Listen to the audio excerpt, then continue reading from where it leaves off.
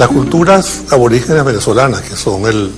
fundamento de la cultura nacional hoy día, como vemos, tuvieron un origen muy diverso, incluso un proceso de estructuración muy diverso. Por ejemplo, en el occidente de Venezuela, todo lo que es la región andina y la parte subandina de los estados Lara, fundamentalmente Yaracuy, Portuguesa, fueron asientos de sociedades aborígenes que llegaron a tener un desarrollo social, tecnológico, sumamente complejo.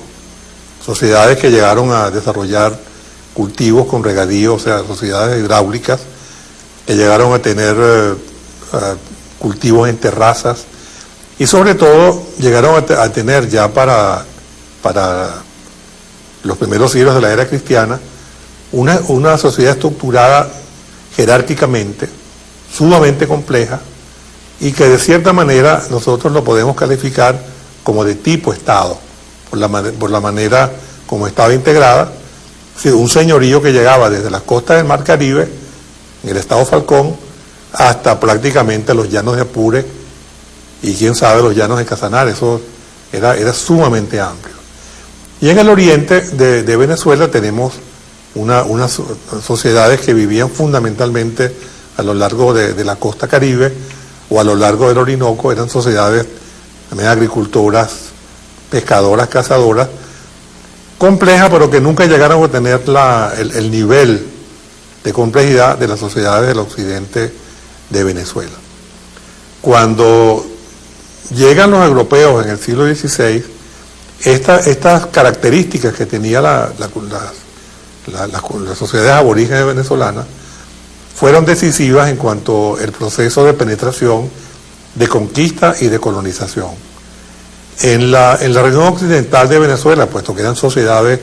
ya muy complejas, organizadas, etc.,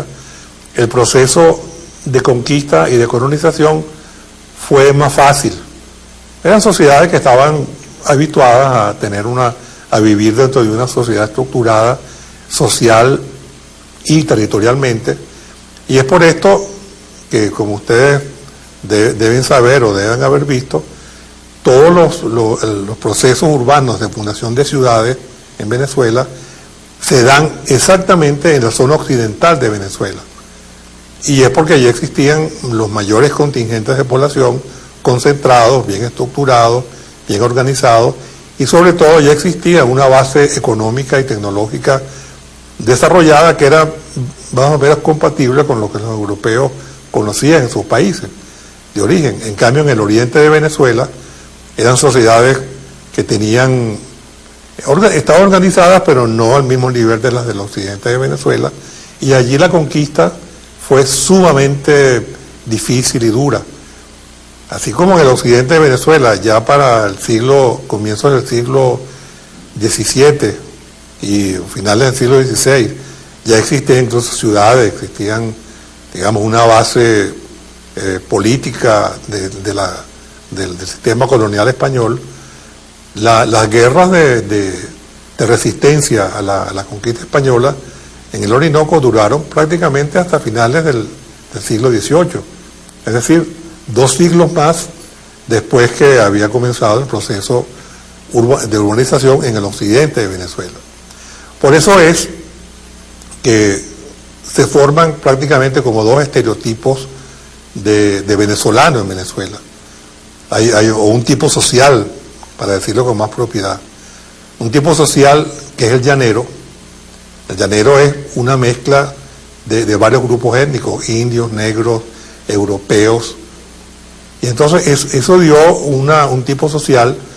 que tenía como característica, por su mismo oficio, el ser vaquero, vivir, o sea, estar prácticamente comprometido toda su vida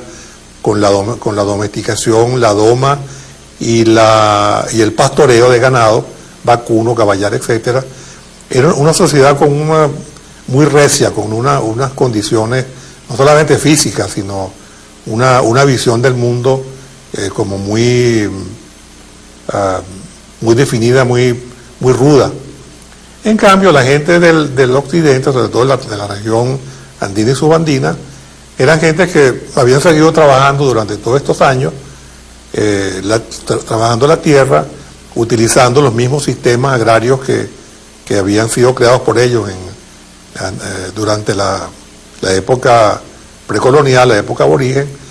y fue allí precisamente donde comenzaron a crearse con mucha antelación lo que después serían estas grandes haciendas, donde se introducen cultivos como el café, el cacao, que era un cultivo autóctono, pero que se desarrolla comercialmente, las hortalizas, es decir, era un tipo de vida muy diferente. En cambio, los llanos era una sociedad muy ruda, que vivía prácticamente seminomádica, y es aquí precisamente donde vamos a comenzar a encontrar las dos formas culturales fundamentales que animan a la cultura venezolana del siglo XIX.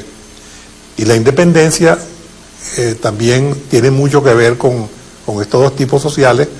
porque es allí donde políticamente comienza a hablarse del llanero, sobre todo los héroes de esa sociedad, que fueron Boves primero, después Páez, en tanto que los héroes sociales de las culturas andinas eran como muy anónimos, porque eran